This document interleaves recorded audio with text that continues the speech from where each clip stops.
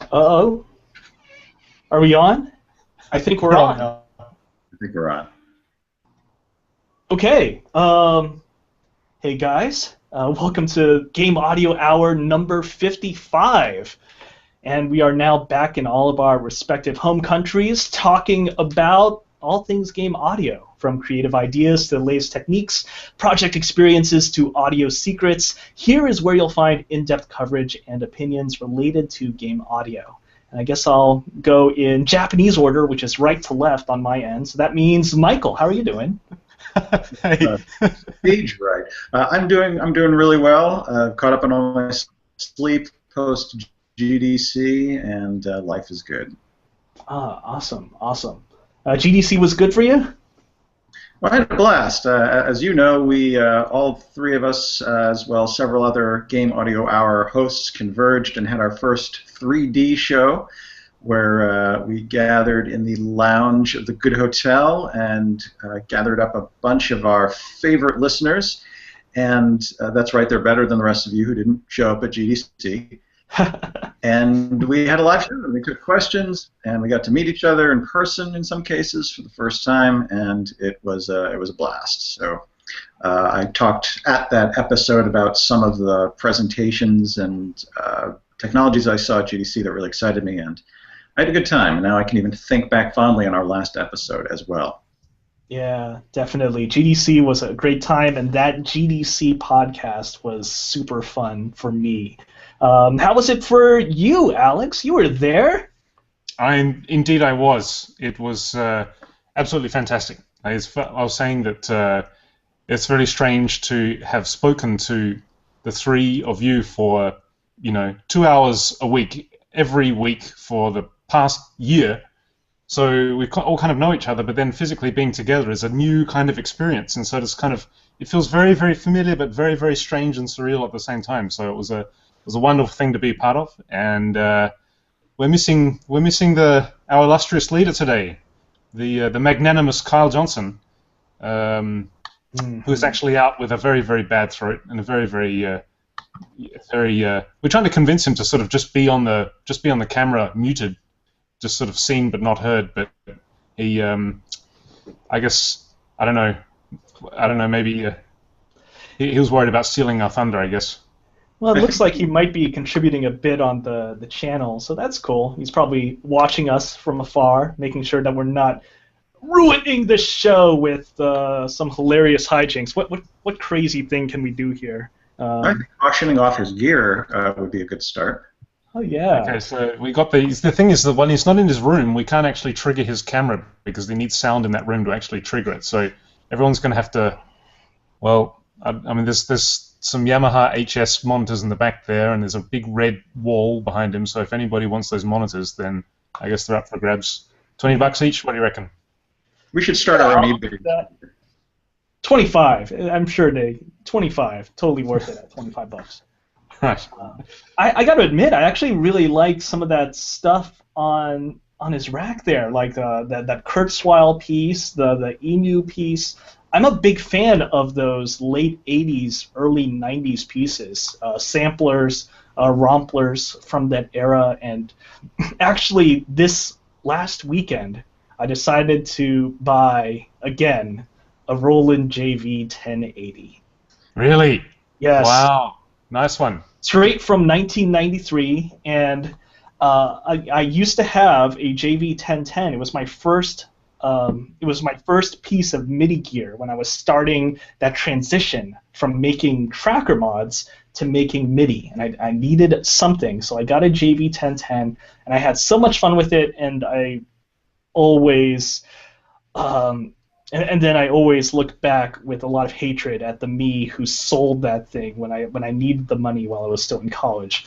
But now I have that JV 1080, and it's wonderful, and it's sort of gotten me thinking about making music with that, with that early 90s gear. How different it is working with hardware pieces like that versus the soft synths and VSTs that we deal with a lot these days.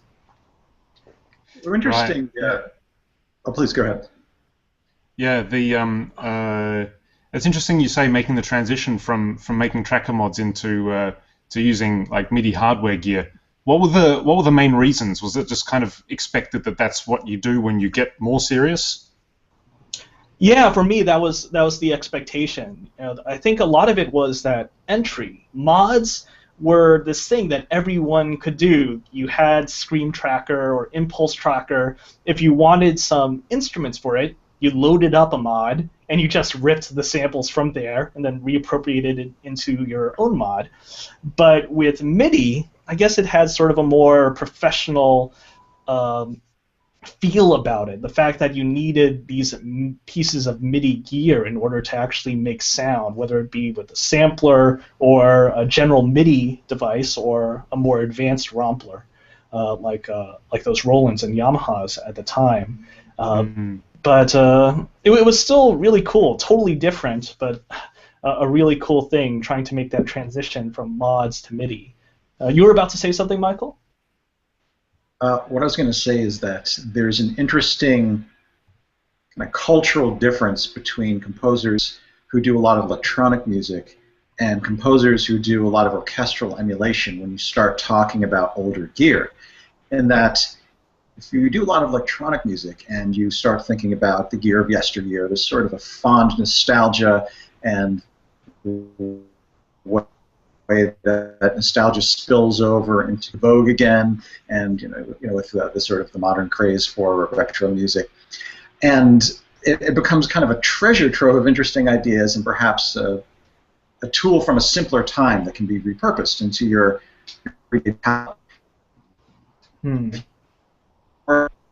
orchestral relations. The past is this traumatic nightmare of primitive times and unsatisfying results, and pouring your heart into something with very unsatisfying outcome. I can remember tweaking articulations, trying to make string sounds that just didn't make you want to run out of the room, trying to find string libraries that had different attacks so that staccato wasn't just legato except shorter. It was a very dark time. I mean, I do have a certain nostalgia for the period of my life, but what I was doing was tough work, and the 1080, the JV 1080, was also one of my workhorses at the time, and that was probably one of the better romplers for orchestral emulation below a certain budgetary threshold. In the 90s, especially if you got the handy expansion card, which you pulled open a metallic cover on the 1080 and you pushed in a circuit board, and suddenly you had like 200 new sounds and 32 megs of RAM or something really exciting like that. And there were one or two sounds, like I remember for some reason the oboe on the orchestral expansion card was sort of okay, but by and large it was a dark time. We're happy to have moved on. Oh man, that 1080 I have, I just got to say, it has the orchestral expansion, and I think it's really quite decent sounding. It doesn't sound like a 30-year, well, yeah, it doesn't sound quite like a 25-year-old piece. I would say that it's pretty usable, in my opinion, in my very humble opinion here.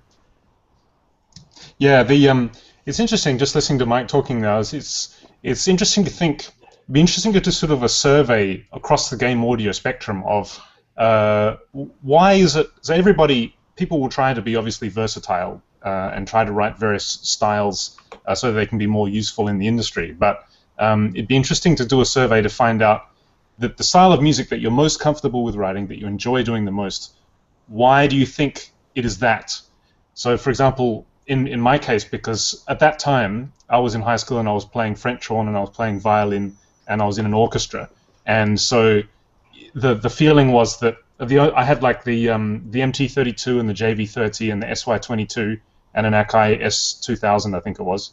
And it's like, why would I want to use these really, really terrible sounding tubas and oboes coming out of the JV30 when every day at school I'm having to play in an orchestra with real tuba players and real oboe players? If I have this piece of technology in front of me that can make synthetic sounds so well, but realistic sounds so awfully, why would I want to do that? Hence, then starting to listen to what other things synthesizers could do, which kind of lead me into bands like the Shaman and the KLF and the Future Sound of London and 808 State and all of those early techno acts. And then sort of thinking, wow, the synthesizer in itself is a very interesting instrument. So yeah, it's just interesting. Like Mike, you're saying that it's so traumatic trying to extract this halfway decent sound out of this limited piece of hardware so that it sounds like an orchestra. They're simply trying to emulate, the real instruments, which at the time the technology was not quite there, not quite able to do that so efficiently. So I wonder if across different kinds of people, I wonder if there are different kinds of reasons for why people might like to do orchestral music or why that they would prefer to do electronic music, whether it's something to do with the technology. Mm. Well, I think in an era where orchestral emulations are increasingly good approximations of the real thing, then it may lower the barriers to entry to approaching the orchestra for new composers. Whereas in the days of the 1080, you were either doing a real orchestral score, probably for film, or you're doing a kind of a toy-like, sad, vague approximation of the orchestra that at best would sound tolerable when mixed under dialogue and sound effects. So at that time, there was probably a bigger gap between the two cultures. And today, as orchestral styles and electronic styles have really merged and become part of the unified palette that everyone has access to, I think people are more interested in doing both. I think there's a lot of cross-cultural spillover. And the technology makes everything much more accessible now. One primary example of that is Orchestral Essentials from Project Sam, which you recommended for me because I don't do much orchestral stuff. But that when I got that at your recommendation, having being trained, going through that kind of orchestral education when I was in my teens, now being able to play sort of like a canned fake orchestra on one keyboard, it made me think, wow, this is really great. I mean, of course, because I do listen to a fair amount of classical music myself, listening to it sounds terrible as far as instrumentation is concerned, but I can sort of see where somebody who's never really had that opportunity, just being able to sit here and play something that sounds like quite a realistic orchestra would really make you think, well, no, I don't want that bassoon sound to come in there. I want it to start here, and I want it to do that, and I want more control here, which kind of very easily leads people down the path of getting into some of the equipment that can give them more realistic instrumentation control over the orchestral sound, which then hopefully, if they're writing decent music, and then perhaps if they have the opportunity, as you often do, Vince, to actually get this scored, then looked at by a proper orchestrator, and then actually played and recorded by a real orchestra. I mean, that's really exciting, and that would never have ever been possible 20 or so years ago when the orchestra was just sort of this distant, mysterious thing that you just didn't have access to with home production.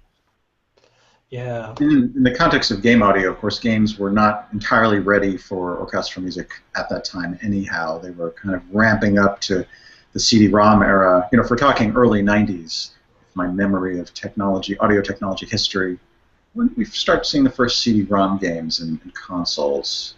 Yeah, right there, early 90s. Sega CD, the Turbo CD. Yeah, I think those are all around 91, 92. Yeah, Amiga, they had the CD32 system. Yeah, that's right, CD32. I remember. Mike, what's your... Actually, this is a good thing to talk about while Carl's not here, because I know Carl feels very passionately about this topic. We've sort of brushed on it in passing before, but it'd be interesting to actually open this topic up in more detail, especially while you're here and you don't have so much latency, Mike. Let's talk about the position of... What was that? Just cross your fingers. It could change at any moment. Right. What's your opinion then of the position of orchestral music in games these days? I mean, it kind of bleeds over into the position of orchestral music in Hollywood movies as well. But now that the technology is so accessible, now that you can have a sort of fairly decent sounding orchestral soundtrack for your game without needing to actually record with a proper huge orchestra. So basically now that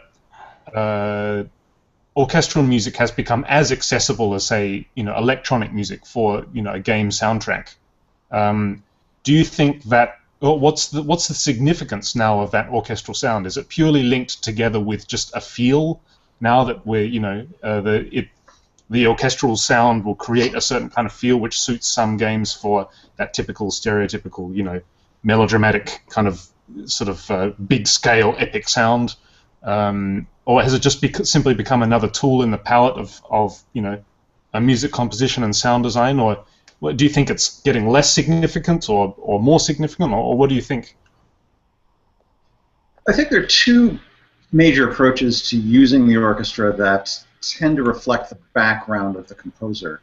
And if a composer is coming from the position of having worked primarily with sample libraries and emulations, they will tend to write orchestrally or fake orchestrally or emulated orchestrally in a way that reflects you guys are frozen. Am I in latency land? Oh, we're not frozen. Okay, good. Well, as long as you're there, you go.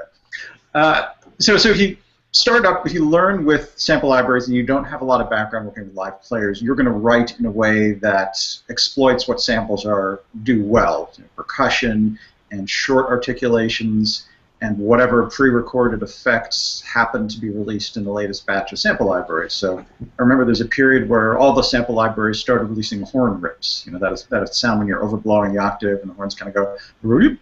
And all of a sudden, you started hearing those everywhere in scores because you had a convincing horn rip sound, and that became kind of a staple. And I'm sure this sort of thing is analogously present in electronic music as well. A certain technology or synthesis approach comes out, and there's some cool new library, and all of a sudden, a very distinct sound becomes a commodity that everyone uses. So, sidechaining your drums, granular synthesis. Granular synthesis. I've recently, on a tangent to our tangent, I've really enjoyed the Rev library by Output Sounds, and I suspect we'll start to hear a lot of that sound or other libraries that take the ball and run with it just because it's interesting and distinct and comparatively new. So I'm going to pop back up on the topic stack. And right, so if composers who are working with sample libraries are going to do things that reflect what sample libraries do well. That's probably true for all genres of music. Composers who are used to working with an orchestra live or live players are going to approach things a little differently, and they may try to do things that work well for live orchestra and then try to bend the sample libraries to their will and get that sound out of them as best they can. And they may end up spending more time playing with articulations, or if they've got Hollywood strings, they'll meddle with all the different kinds of crossfades you can do because they're coming from a position of knowing a acoustic phenomenon in the real world. I love this sound of this kind of soaring legato. Can I twist the sample libraries into approximating that? And you'll often hear them do things that are more idiomatic for a live orchestra than for a sample library. You won't hear all the pulsing 8th note and 16th note ostinatos, and you won't hear tons and tons and tons of long brass chords because real brass players would they'd be clutching their faces in pain if you had them blast away triple forte and not being able to breathe all the time. So those are, I think, two stylistic channels you'll see. And it's not really distinct to gaming. I think film, TV music has the same phenomenon going on. But as time goes on, the perfectionists who make orchestral libraries are going to come up with more ingenious ways to simulate things that human beings do. There was a really ambitious library a couple of years ago that didn't quite work, but it was a really cool idea where they just recorded every individual violin and every individual string and string section. I think it was the Audio Impressions library. And you could literally build up an ensemble string sound by combining emulations of individual players and do crazy divisi, and it didn't take off, but that's an example of the kind of thing that's happening where am I in latency mode? No, I see you guys. Why? It's like the definition of artificial intelligence is... Uh-oh, I see moving faces and silence. Somebody wave if I'm audible. Sorry. I heard you for artificial intelligence and then nothing. Okay, so I got through a lot of that before. Okay, good. All right. Well, I'm in sort of latency mode, so why don't I recede into the background for a moment until I catch up, literally and figuratively. Yeah.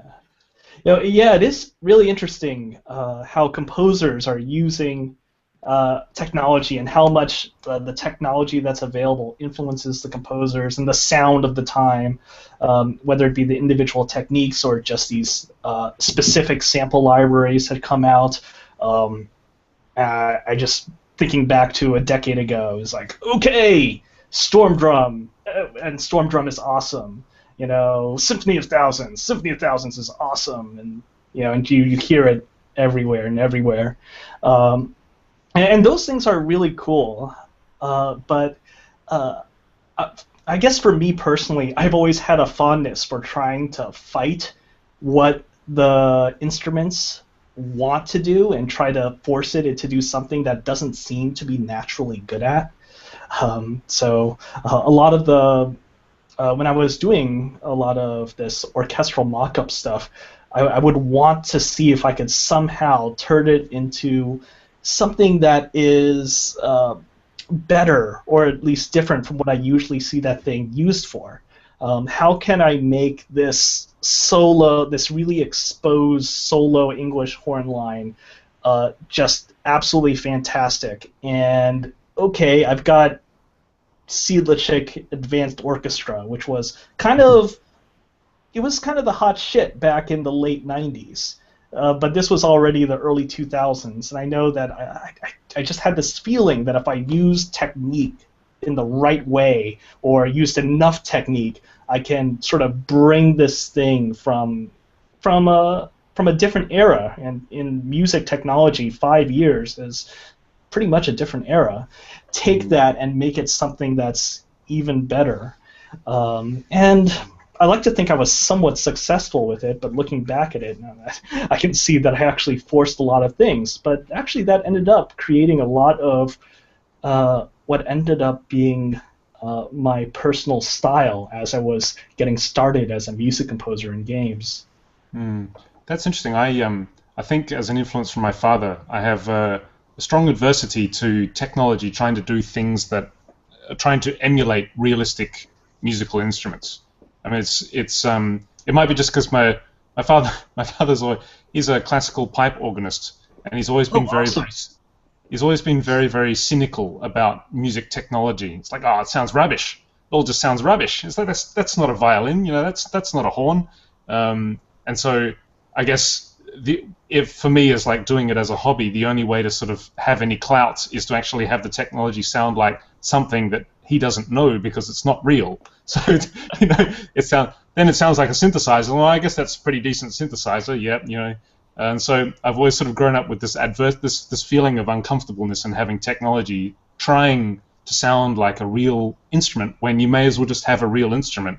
So yeah, I guess for me there's always been this feeling that if I'm I guess going back to the question that I was asked but kind of poorly phrased was just, I guess there's still that knee-jerk reaction that people have to the orchestral sound where it just instantly creates this evocative picture of that kind of sort of Hollywood-esque, glossy sort of, I don't like using this word very much, but sort of epicness, that sort of instant knee-jerk reaction when people say, can I get some music for this trailer? And you give them something orchestral and say, wow, cool, it sounds like, like a Hollywood trailer, cool, just because there's an orchestra on it. So yeah, that's why I was thinking, the future of the orchestral sound now that it's fairly accessible compared to, 20 years ago. I wonder if it's going to get sort of like kind of typecast, into sort of, if you think like a typecast actor who can do other things, but just tends to always get those roles because of that look or that voice or that style of acting. I wonder if the orchestra is going to become the same. Yeah, well, maybe. The orchestra is not needed as much in games. Back when, I think maybe 15 years ago, when all the video game consoles were moving from CDs to DVDs, and we've gotten a certain level of cinematic quality to our games. Let's push even further. And so you kept on getting a whole lot of these games with these heavy plots full of this gravitas that we're used to in the epic film world, the summer blockbuster film world. And you had a lot of these orchestral soundtracks there. It certainly does give you a certain feeling, but I'm also glad that nowadays we have a lot of games that don't benefit from that. We're exploring all these different things. We're doing different things in our video games, and we're doing it with different types of visual abstractions and different game mechanics techniques. And I think that's actually forcing a lot of composers to reevaluate what is the music that is required for these games. Maybe 10 years ago, it used to be that if you could deliver something that was orchestral, that was enough to sort of cast you in a good light for the HR person or the producer or designer that was thinking about using you on a project. But now we got different games and different sounds, and there's some really cool games that are coming out that are not suitable for an orchestral sound. And even with the games that I think are suitable for an orchestral sound because they deal with relationships or human drama in a way that is familiar to people who are used to seeing some of these movies, whether they be Oscar bait type movies or just generally interesting movies about people that are doing interesting things, different things. We're exploring different types of music there. It's not necessarily the full orchestra. There was one of my favorite, going back to GDC a few weeks back, one of my favorite lectures from that week was actually Gary Scheiman's talk, which was talking about Bioshock, and how in the latest one, Infinity, instead of using the full orchestra, they just use small string section and a couple of percussionists. And that's it. And that is what was suitable for this particular game, even though it is a game that might sort of, on first blush, demand a full orchestra. You've got a big epic story, you've got this alternate America, you've got lots of action, lots of shooting. And it ended up, after testing, no, it actually really benefits from this very small, sometimes stark sound from this small ensemble. And that's really cool. Yeah, I love it when people play with your expectations like that. Did you see the trailer for Elite Dangerous? No, I did not. It's interesting actually because Elite Dangerous has it's, of course, about the game. It is this incredibly large-scale procedurally generated. Well, it's not procedurally generated per se, but it's a very large-scale epic space trader kind of game, and of course follows the lineage of the famous Elite series from David Braben. But all through the leading up to the release of it, they would show snippets from the game, and when you actually see the game playing, there's this incredibly fantastic reactive orchestral score that's playing while you're actually flying around and buying stuff here and space warping to that space station and selling it for a premium over there, and all this kind of very elite kind of things. And the original Elite, of course, you remember, has is it the Blue Danube? Oh, that's right, when you were docking. Oh, yeah. Yeah. It has the Blue Danube playing. So Elite has always kind of linked itself very strongly with that classical music, orchestral sound. And with the trailer, of course, you think, well, okay, finally, we've waited all this time, and now here's the official release trailer for Elite Dangerous. Of course, it's going to be an orchestral score, but actually they threw in a bit of a twist, and it's not an orchestral score. It's kind of this kind of sort of trendy indie rock kind of soundtrack for the trailer, which is not, I don't believe, is actually in the game itself. It's just for the trailer. It's this very sort of British indie rock kind of UK rock thing for the trailer. And of course, I remember when it first came out, reading some of the, as always, highly valuable comments on YouTube. where people are saying, what is this ridiculous music? You know, this isn't Elite. Why have we got this kind of UK kind of grunge indie rock kind of soundtrack for this space opera? You know, well, this is ridiculous. What is this? And even some of my friends were saying, yeah, that music was kind of a bit weird, wasn't it? That was kind of, you know, but it gets people talking about it, and regardless of what you actually think of the song itself, to have thrown that sort of, you know, curveball, to use an American idiom, just sort of all of a sudden you think, okay, now I'm going to watch the Elite Dangerous trailer, and there's this kind of grunge, you know, indie rock playing instead with these spaceships flying around. It was really interesting. It just kind of, they knew that people were going to expect that it's going to be this big grand orchestral score for the official release trailer, but instead they've got this rock band playing. And it really, regardless of what you think about how well it suits or what you think of the song itself, it really sort of creates a strong impression. You should definitely watch it. I think there's a lot to be said for crossing your expectations or kind of grinding against expectations with a genre. But with a game like Elite, which is basically a nostalgia game, it may not necessarily prove itself to a new generation of gamers who are not fond of the original because there's so many other games in this genre. I feel like there's a lost opportunity not to have given us kind of a classy recording of the Blue Danube just to say, hey, remember this? Remember you're trying to dock with a space station without crashing your ship. Yeah, of course, the actual game itself still has this incredible score, but it's just the trailer music that throws you for the loop and sort of really switches your expectations. Because as you say, I think the majority of people who would be interested in Elite, the majority are going to be legacy Elite players. So they knew that they're going to be expecting that kind of Blue Danube sort of very classical feel, which is again a reason why, regardless of what you think of the artistic achievement, you know, the actual, I really respect their decision to say no, let's be a bit punk, you know, let's just go that way because why not? It really creates a strong impression around the trailer, so you should definitely give that a watch. I actually think it makes more sense to do the opposite, because a trailer is just about marketing and getting people's attention, and for that reason, I think that's the place to play up the nostalgia. Whereas in-game, you've already got the person's money. That might be a fun place to explore new approaches or doing your British rock or whatever you think would be a nice spin on the genre. Particularly if it's a well-traveled genre, that's a really ripe opportunity for musical experimentation.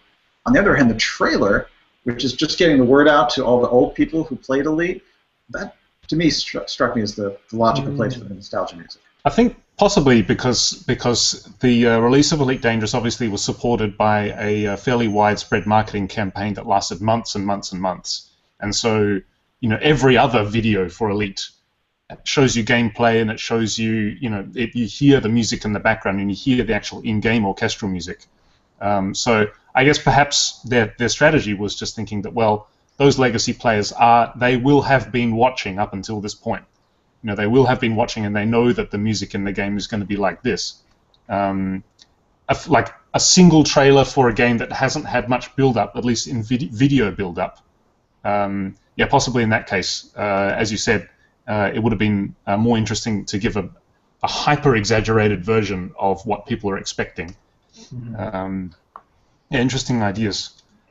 With Elite, so Blue Danube, when making Blue Danube for that, certainly back in the day, the obvious connection is to 2001, which used Blue Danube very effectively. Right. Yeah, maybe there was actually a decision made with this era of gamers. We can't expect people to know 2001 anymore, which strikes me as absolutely crazy, but perhaps that was going through their minds.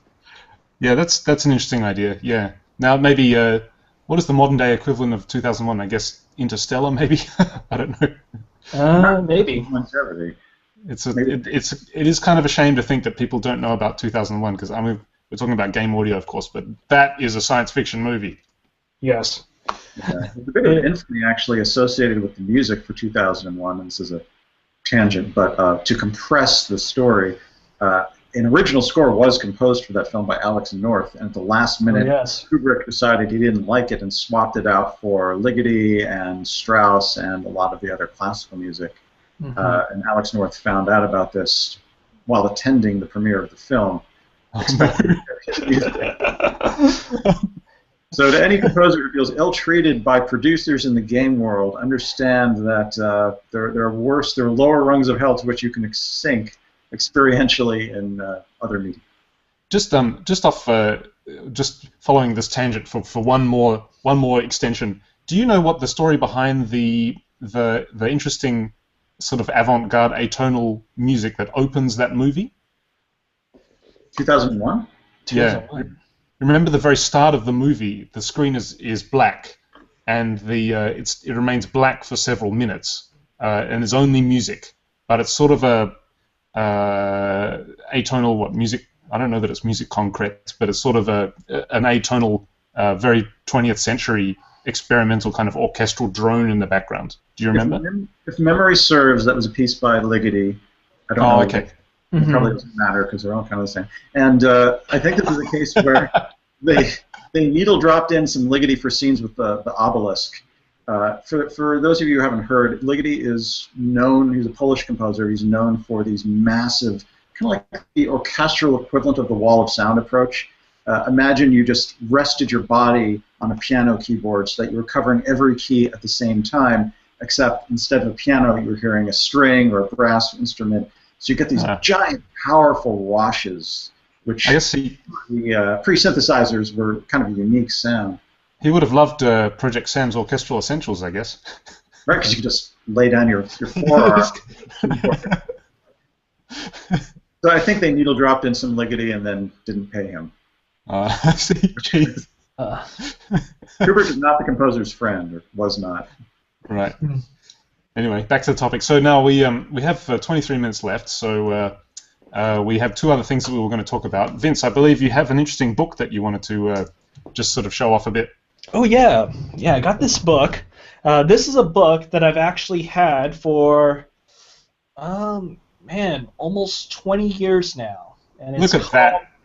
The MIDI Files. Oh, look at that font. It's like so Roland. By Rob Young, you're a champion. Young. Rob Young is a champion. Look at that. And there's like a fake MIDI logo. I guess they couldn't use the actual MIDI logo, so they just did that one. Yeah, they couldn't be bothered to pay the license to MIDI organization back in the day. It looks like some kind of role-playing game rulebook, doesn't it? It does. It's a really cool book, though. I was actually talking a bit a while back with this other music composer who is rather more famous than me, this dude Jake Kaufman, who is often goes by the name Vert. He's a really cool guy and a really fantastic composer. He learned a lot about music composing from this book. Now, ostensibly, this book is not about music composition, but about music techniques. Techniques for actually tracking your songs in MIDI. And of course, MIDI, if you're not familiar with it, MIDI hasn't changed much in the last 2 decades. We're still on MIDI 1.0. Oh, bless its lovely soul. You know, we are still dealing with 7-bit numbers to define our continuous controllers. We're still dealing with all, the same things: modulation, volume, expression. Those things haven't changed. And I was looking through this, and I think even though this book is from the 90s, this is a worthwhile book to pick up. It actually talks a lot about a lot of the mistakes that I still see composers do today, especially young composers who are picking up their DAWs and no, they're not using Roland Romplers, they're not using Akai samplers and dealing with loading floppy disks worth of samples anymore. But all these things that they do, that they talk about for how do I track my rhythm guitar in MIDI? What should I be looking out for when I'm actually tracking strings? How do I make a saxophone sound like a saxophone? And this book actually does a really good job of telling you about some of these pitfalls that you'll come across and some of the things that you might not realize are problems until you actually do it, and hopefully you recognize that the sound that you initially get out of your DAW could be a lot better if you just do certain things with that MIDI data. So it's actually it's focusing. I'm just checking. It's actually still in print. Oh no, sorry, no, it's not used. I'm just getting a link here on Amazon. I'll post it. But you can. Is it mainly focusing on sort of making your, I guess, from the time that was written, making your general MIDI setup sound more realistic? There is, it doesn't necessarily have to be a general MIDI. There is a lot of talk about emulation. So, if you're an orchestral mock-up composer, yeah, this has a lot of stuff for that. But it also deals with the more general stuff of, how do you actually set up your MIDI data at the beginning of a sequence or whatnot. Besides the book, there is actually a floppy disk here. There's a little picture of a 3.5-inch floppy disk on the front of the book. Nice. Someone asked, does it explain CC1 to CC11, etc.? Yeah, it explains that. It explains all the CCs going into the triple digits.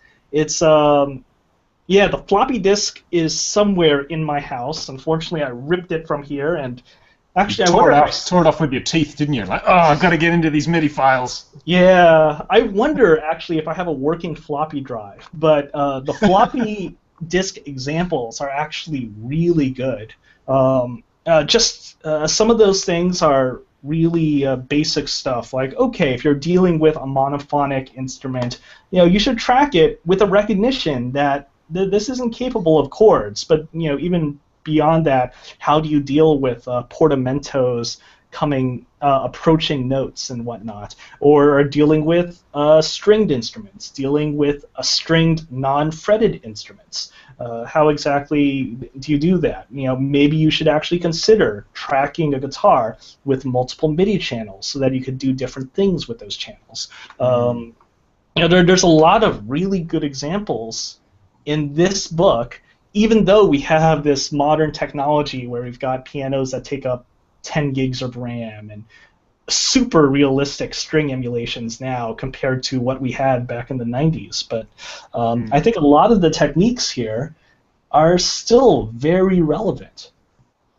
If not relevant, at least, if not directly relevant, they're definitely indirectly relevant, just to give you other ideas of ways to work with your different sound sources, because it's often the people tend to get fixed into this idea that this sound must be used in this way, and it's like that.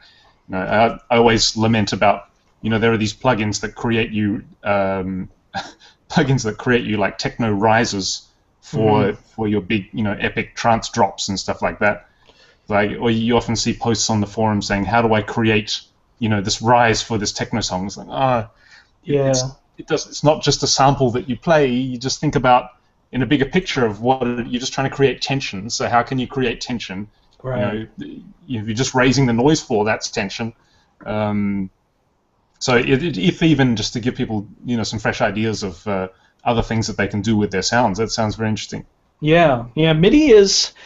Yeah, it's a really robust thing. The fact that it's lasted for as long as it has, we're just now starting to get to the point where manufacturers and developers are thinking about MIDI HD, which will eventually, get into use somehow, somewhere. The MIDI Association has finally announced that they're driving towards MIDI HD, and it's going to be fantastic.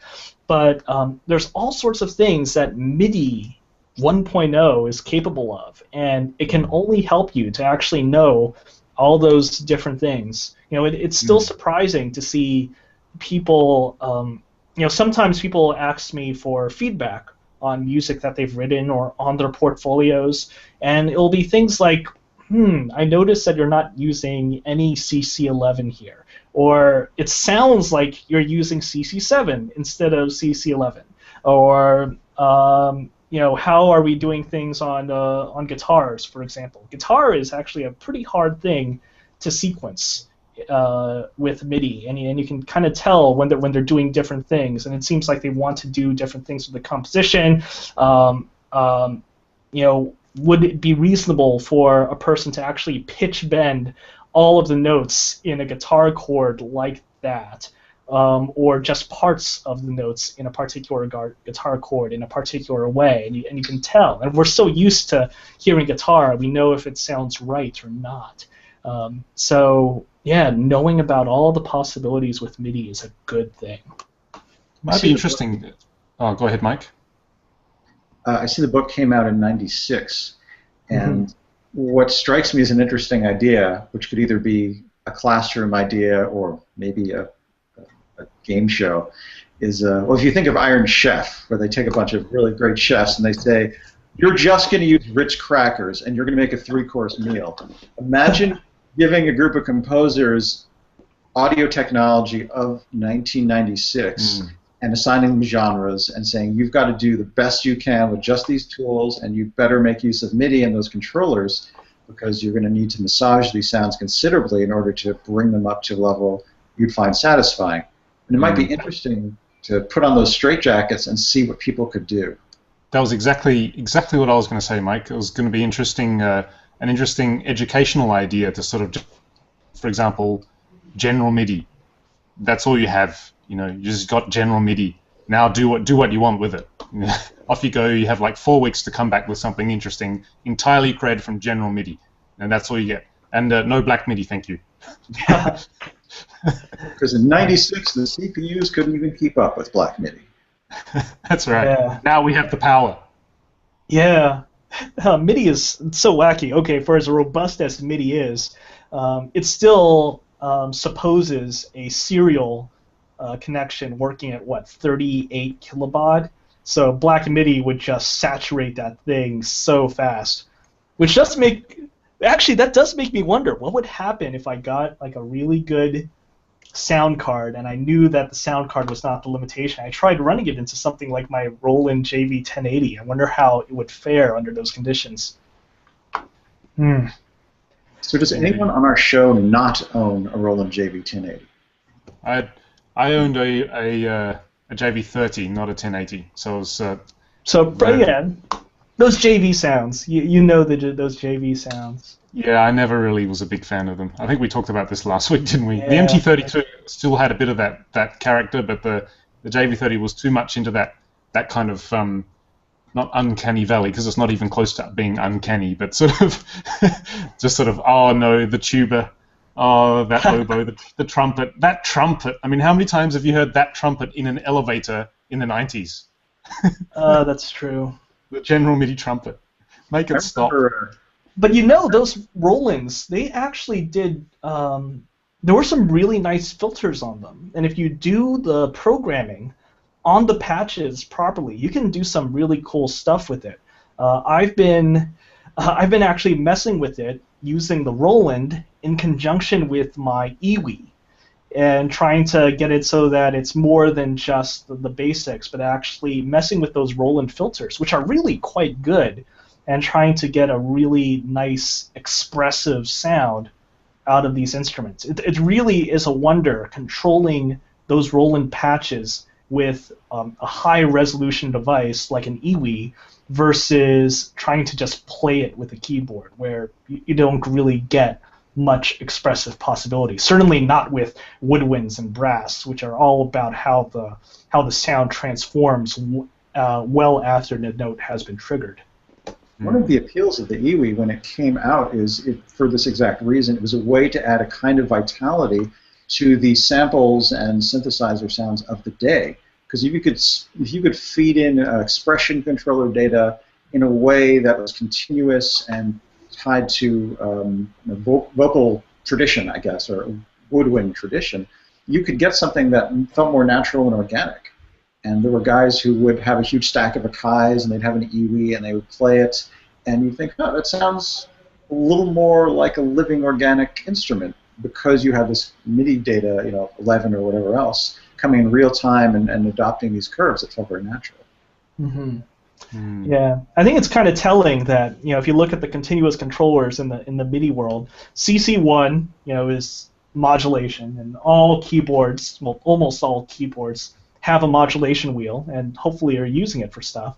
But then CC2 is breath control. And it's kind of funny thinking that, considering how few people actually deal with breath control, whether you're using an EWI or you've got one of those attachments that is a MIDI inline, just injects CC2 into your MIDI stream and then throws it out to wherever your destination is. Not too many people have those breath add-ons for their keyboards these days.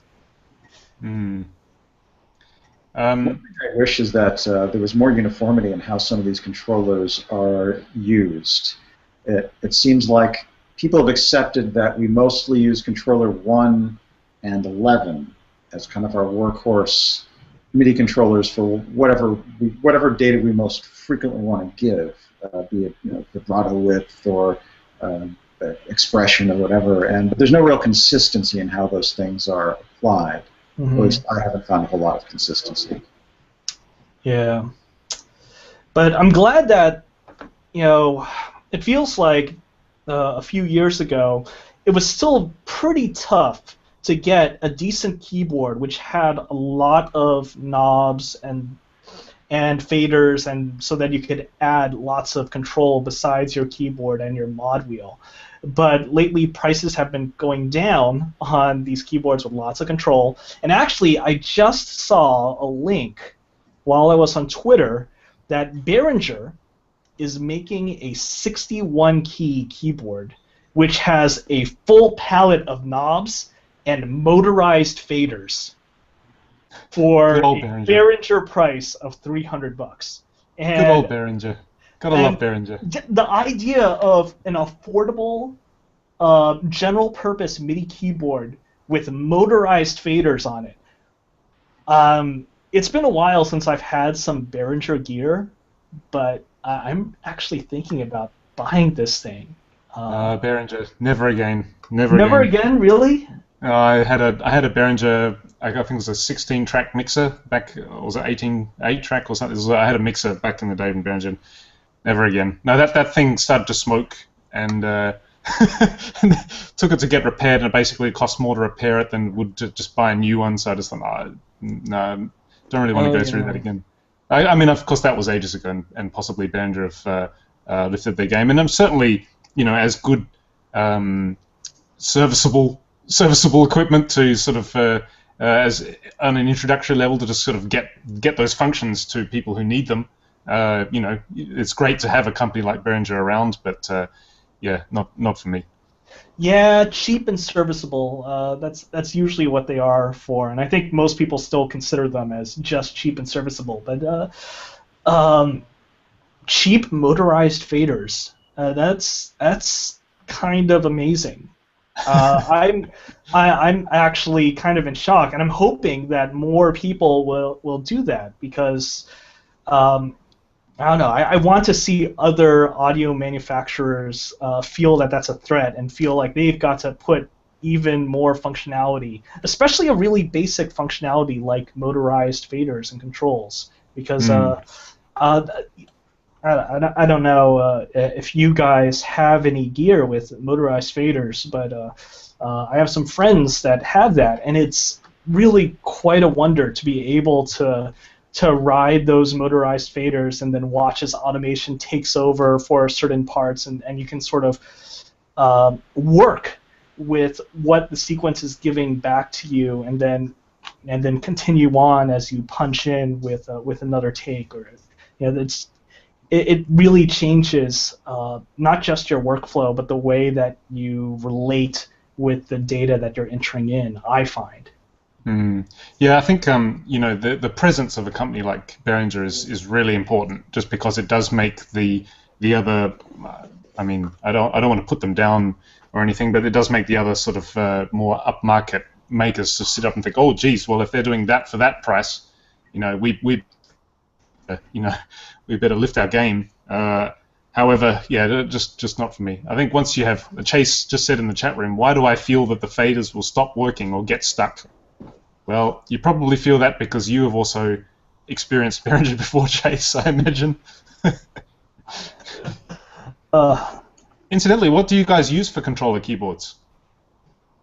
Well, let's see. Right now, I use my iPad in conjunction with my keyboard. I think I might have shown this before, but Are you using OSC? iOS. No, I don't use TouchOSC. I use something called S1 MIDI trigger, and it looks kind of like that. So it's nice. on the right side, I actually have my DAW control. On the left side, I have my left hand. It controls CC1, CC11, and then also CC72, which I map to some different things depending on the instrument, as well as CC2, which is breath control if I want to sort of do some hand editing of my breath input. So I pretty much do this with everything that I've got, not just acoustic emulations, but everything. All of my synths. If I'm doing something in Contact, if I'm, I've got something like, let's say, a lead synth or a pad, I'm going to assign something to one of these 4 controllers, and then I've got my left hand on that, and I'm constantly working and inputting stuff with that while I have my right hand on the keyboard. That's cool. So that's does that only work with Sonar, or is that can you customize it to other DAWs as well? No, yeah, it's customized to everything. So this is just a template that I made for myself, and this gets recognized by RTP MIDI, which is basically a way for me to deal with Bonjour MIDI devices in a Windows environment. This will work perfectly well on a Mac, and this is just another MIDI device, and I'm basically recording that input while I'm also recording the stuff from my USB MIDI keyboard. So what is your USB MIDI keyboard? It's an M-Audio. It's a cheap KeyStation 88. It doesn't have any fancy faders on it, but it's lightweight and it works. But using this to supplement, it feels really good. That's cool. What about you, Mike? Following up on Vince's point, I think it's actually an interesting setup. I usually use pedals for continuous controller data, but I can see the advantage of having a visual right in front of you and being able to use your left hand to jump between different sources of continuous controller data with more agility than you could with a bunch of pedals. And I don't know about you, but I'm always kicking my pedals around because they're not fixed to the floor, and I always have to find where I put them, and it can be a bit of a mess. So you may have intrigued me enough to try and emulate your setup. Cool. What do you use for your controller keyboard, Mike? Yeah, I've got a Studio Logic VMK88. It's got enough knobs and sliders to get by. But the real reason I picked it is because it's got a low height profile. It's very flat to the desk upon which you lay it. And for me, there's a real ergonomic conflict. I'm sure many composers have the same problem between your keyboard and your keyboard, meaning your computer keyboard and your MIDI keyboard. Assuming you're doing what I do, I've got a desktop and an external keyboard, not a laptop with the keyboard incorporated. And it's always seemed like you can either be a mixer and just have your MIDI keyboard front and foremost along with your controllers, and then you have your computer keyboard somewhere else. Or you can have the computer keyboard in your face, but then end up getting gorilla arm reaching for your musical keyboard. And neither of those solutions are very satisfying to me. So what I found is that if you get a MIDI keyboard that's as low as possible, and you get a fairly shallow data keyboard, and you can minimize the height differential between them, it can be ergonomically very comfortable to do either. And that's why I've stuck with the VMK88. And on occasion when it's broken or I've had to take it somewhere, I keep around an old Kawai K12 for a very similar reason. It's a very flat keyboard. It's not one of those gargantuan 3 inches off your desk weighted action keyboards. It's very ergonomic for me. So those are my goofy criteria, but it serves my workflow very well. There's a fair amount of looking at the chat. People are chiming in with their controllers setups. And there's a fair amount of Matt M uses Novation Remote 61SL Mark II. Adriano M uses an Akai MPK. There's quite a lot of M Audio users, it seems, Vince. So both you sort of Amazing and Dynamics Audio are using M Audio Axiom 49 Mark IIs and 49 Mark 1s, I guess, and Chase uses an Axiom 61. So yeah, it's interesting spread. M Audio makes some decent gear. Although it certainly had its ups and downs and ups and downs. You know, pre-Avid, post-Avid, and all that stuff. Cool. Well, it's looks like we're at the end of the show now. We need to. So for people who are listening, Kyle is sort of here but not here.